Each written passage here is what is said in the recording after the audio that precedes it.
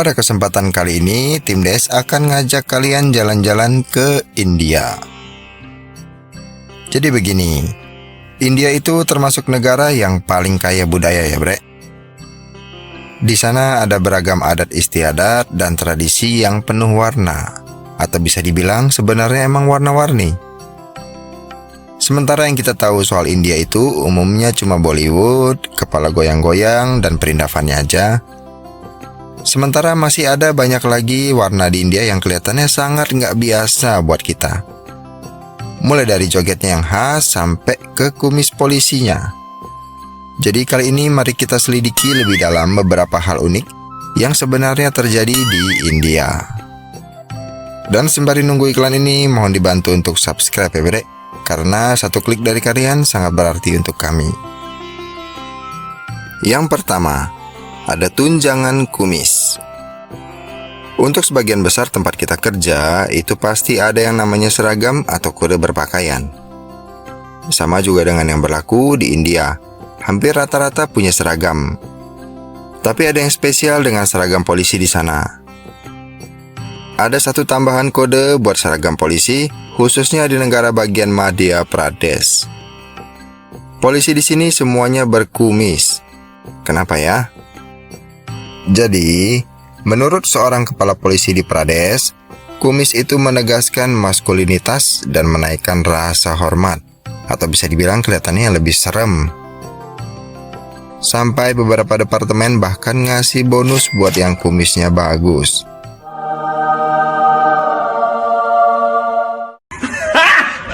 Garing! Garing! Mulai dari Rp30 sebulan buat mereka yang punya bulu di atas bibirnya. Ayo, jangan macam-macam mikirnya ya. Sebagai informasi, Rp30 itu kalau dirupiahin jadinya Rp5.500. Ya, lumayan lah ya. Tapi biaya hidup di India juga rendah. Jadi Rp30 itu udah cukup membantu sebenarnya. Kepala polisi juga menjelaskan gimana awalnya dia bisa yakin dan mencoba inisiatif ini. Adalah ketika dia ngelihat gimana orang-orang tampak lebih hormat dan menyenangkan dengan petugas yang berkumis. Nah, gimana menurut kalian nih? Masuk akal nggak? Ya, ternyata beberapa penelitian telah menemukan kalau ternyata cowok dengan kumis itu dianggap lebih dominan, kuat, dan agresif. Dan dari segi ini bisa menguntungkan untuk image polisi di India. Jadi benar gak kalau kumis itu sebenarnya bisa bikin cowok lebih kelihatan dominan dan kuat alias serem? Jadi gimana?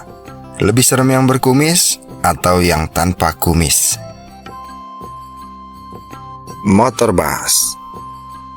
Ya, sehari-hari kita pasti ngelihat yang namanya mobil dan motor di jalanan. Ya emang hal umum juga ya bre. Tapi di beberapa bagian India, mobil dan motornya kelihatan jauh berbeda. Udah jadi kebiasaan di sana, di mana si penumpang sebisa mungkin mengisi ruang yang ada dalam suatu kendaraan, alias empet-empetan. Yang akhirnya bisa sampai ke atap kendaraan itu sendiri. Ya, atap kendaraan itu sebenarnya bukan termasuk ruang juga ya. Tapi karena jumlah transportasi publiknya sendiri agak minim, jadi buat warga di sana lesehan atau nangkring kayak cicak juga jadi. Yang penting gelinding dan sampai ke tujuan. Dan itu adalah hal yang wajar dan umum di sini, bahkan menjadi suatu budaya. Everyone wants to go first. If we don't put a stop to this behavior, nothing will ever change. Everyone simply drives onto the junction, jackknives and obstructs the rest of the traffic. No one gives in. Everyone thinks only of themselves and how to get away the quickest. Karena banyaknya kecelakaan, khususnya motor, hingga pada tahun 2019, Hukum Nasional India mengeluarkan undang-undang yang secara khusus melarang motor untuk membawa lebih dari 2 penumpang, atau akan didenda sebesar Rp2.000. Ya kalau di rupiah itu setara dengan Rp367.000. Tapi itu baru untuk motor ya bre. Dan kalau dibanding dengan gaji rata-rata dan biaya hidup di India, nilai ini sudah termasuk cukup menonjol. Ya kalau di Indonesia biasanya bocil-bocil itu umumnya boti. Nah di India ini sebutannya apa ya kira-kira? Kodok merit. Pernikahan secara umum dan luas disediakan untuk kita yang manusia.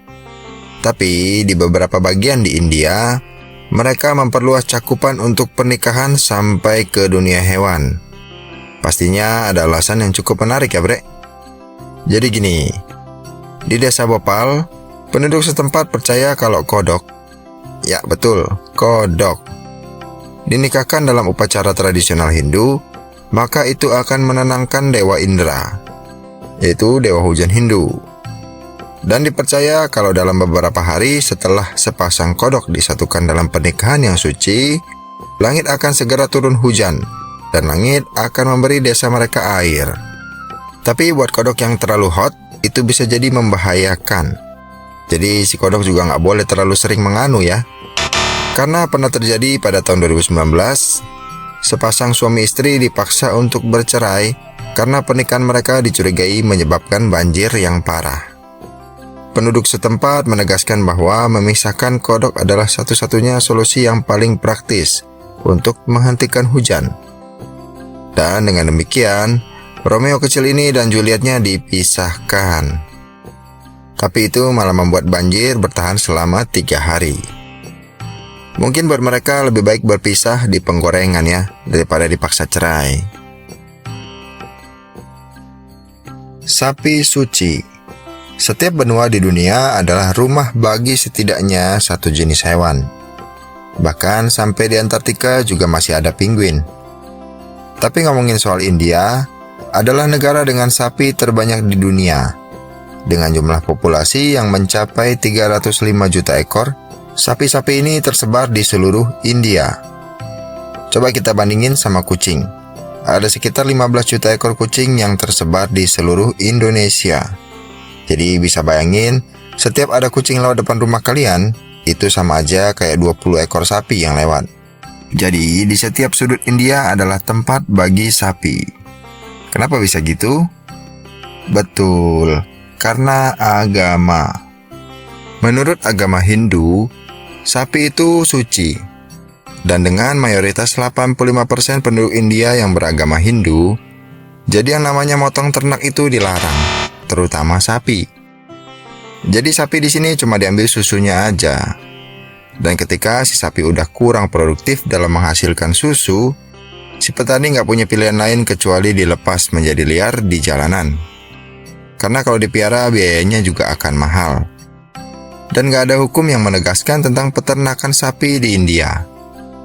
Makanya banyak sapi berkeliaran di sana, sampai ke rumah-rumah warga. Jadi kalau kalian pengen lihat sapi naik bus atau sapi lagi shopping, nah India ini adalah pilihan yang paling tepat buat kalian liburan ya bre. Berikutnya ada Vish Prasadam. Para ilmuwan telah menciptakan obat untuk sebagian besar penyakit. Demam ada paracetamol, sakit kepala ada kopi sama sebat, asma. Sementara dokter paling ahli di India menyarankan untuk inhaler, budaya di India punya pendapat lain. Di kota Hyderabad, keluarga Gout menciptakan ritual untuk mengobati asma selama 5 generasi, yaitu dengan metode prasadam yang artinya adalah persembahan. Keluarga ini membuat obat herbal khusus dengan resep keluarga mereka dan mengisi obat ini ke mulut ikan murel yang masih hidup. Lalu ikan itu akan didorong ke dalam tenggorokan si penderita asma. Keluarga Gout mengklaim bahwa gerakan ikan saat masuk ke tenggorokan dapat membersihkan dahak dan mengurangi asma. Dan begitu si ikan sampai ke perut, mencerna ikan ini juga membantu menginduksi enzim tertentu yang ada di dalam perut. Tapi ada gak bukti klinis yang mendukung metode ini? Seorang ahli pernafasan di India menyatakan kalau ini adalah omong kosong. Mengingat asma itu gak berhubungan dengan tenggorokan apalagi enzim yang ada di perut. Tapi menurut salah satu pasien, setelah 8 tahun minum obat dokter dan tanpa kemajuan, akhirnya dia ikut metode ini. Dan dalam setahun ternyata berhasil mengurangi gejala asmanya. Dan perjalanan terakhir di video ini, kita ada kereta gila.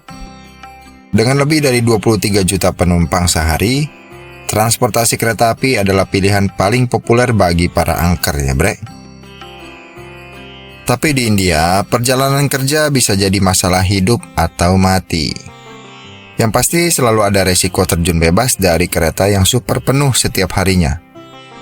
Orang-orang secara rutin kehilangan nyawa mereka dalam perjalanan.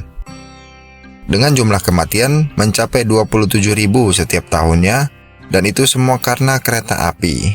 Dan itu masih terjadi sampai sekarang, terutama pada hari-hari besar mereka.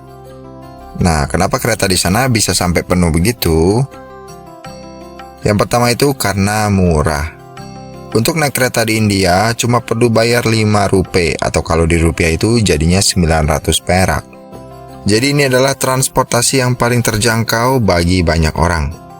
Karena pemerintah India sangat mengontrol tarif agar tetap rendah. Bagus dong? Ya nggak juga. Karena terlalu murah, kereta di India menghasilkan sedikit keuntungan dan tidak mampu memasok permintaan dengan lebih banyak layanan kereta api. Apalagi untuk maintenance fasilitas kereta api dengan aman. Yang akhirnya kereta di sana itu sering slip.